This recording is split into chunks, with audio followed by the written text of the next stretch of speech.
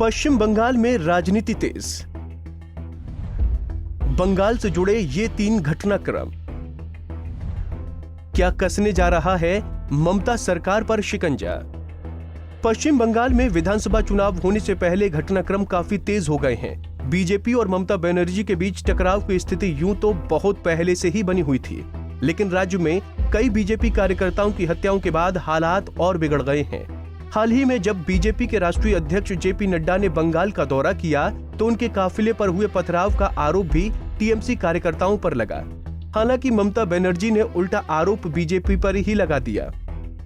TMC लगातार आरोप लगाती रही कि बीजेपी बंगाल में अपनी राजनीतिक जमीन तलाशने के लिए तरह तरह के हथकंडे अपना रही है, जबकि बीजेपी का कहना है कि ममता के खिसकते जनाधार की वजह से टीएमसी ऐसे कदम उठा रही है। पश्चिम बंगाल से जुड़े हुए 3 बड़े घटनाक्रम, जिससे अंदेशा लगाया जा रहा है कि आने वाले समय में ममता बनर्जी और उनकी सरकार के लिए मुश्किलें खड़ी हो सकती हैं। आखिर कौन से हैं वो 3 घटनाक्रम, बताते हैं आपको। पहला घटनाक्रम, आईपीएस अधिकारियों को सेंट्रल डेपुटेशन पर बुलाया जाना।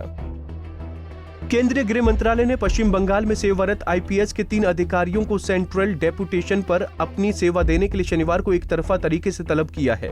ये कार्रवाई राज्य में बीजेपी अध्यक्ष जेपी नड्डा के काफिले पर हमले और पार्टी द्वारा सुरक्षा में लापरवाही के आरोप लगाए जाने के कुछ दिन के अंदर हुई। अधिकारियों ने बताया कि तीनों अधिकारी बीजेपी अध्यक्ष की सुरक्षा के लिए जिम्मेदार थे।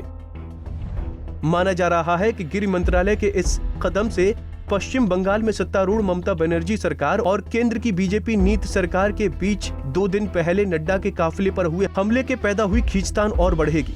सेंट्रल डेपुटेशन पर बुलाए गए तीनों आईपीएस अधिकारी पश्चिम बंगाल के कैडर के हैं। गृह मंत्रालय के अधिकारियों का कहना है कि यह फैसला अखिल भारतीय सेवा के अधिकारियों पर लागू होने वाली नियमावली के तहत लिया गया है।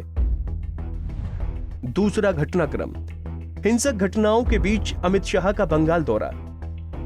गृह मंत्री अमित शाह 19 दिसंबर को 2 दिन के लिए बंगाल के दौरे पर जाने वाले हैं। शाह का ये दौरा इसलिए भी अहम माना जा रहा है क्योंकि पिछले सालों में अमित शाह और ममता बनर्जी के बीच रिश्ते अच्छे नहीं रहे।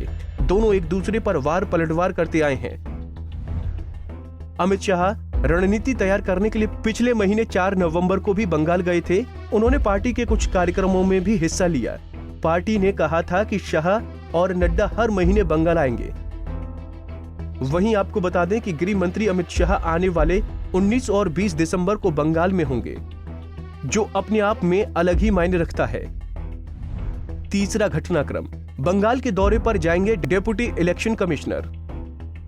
पश्चिम बंगाल में होने वाले विधानसभा चुनाव से पहले 17 दिसंबर को deputy election commissioner Sudeep Jain 2 दिनों के दौरे पर जाएंगे। हालांकि चुनाव आयोग के अधिकारी का बंगाल दौरा राजनीति से न जुड़ा होकर विधानसभा चुनाव से जुड़ा है, लेकिन कहा जा रहा है कि चुनाव आयोग बंगाल के चुनाव के लिए किसी भी तरह की ढील देने वाला नहीं है। आयोग अपनी तैयारियों को जल्द से जल्द पूरा कर लेना चाहता है। जानकारी मिली है कि डेप्यूटी इलेक्शन कमिश्नर अपने दौरे के दौरान राज्य चुनाव आयोग के अधिकारियों और डीएम से मुलाकात करेंगे और चुनाव की तैयारियों का जायजा लेंगे। आपको बता दें कि अगले साल बंगाल में विधानसभा चुनाव होने हैं, जिसको लेकर सभी पार्टियां अपनी कमर कस रही हैं। हमसे जुड़े रहने के लिए हमारे YouTube चैनल को सब्सक्राइब करें और नई वीडियो की नोटिफिकेशन के लिए बेल आइकॉन को दबाएं। अगर आप ये वीडियो Facebook पर देख रहे हैं तो लाइक जरूर करें और ज्यादा से ज्यादा शेयर करें। धन्यवाद।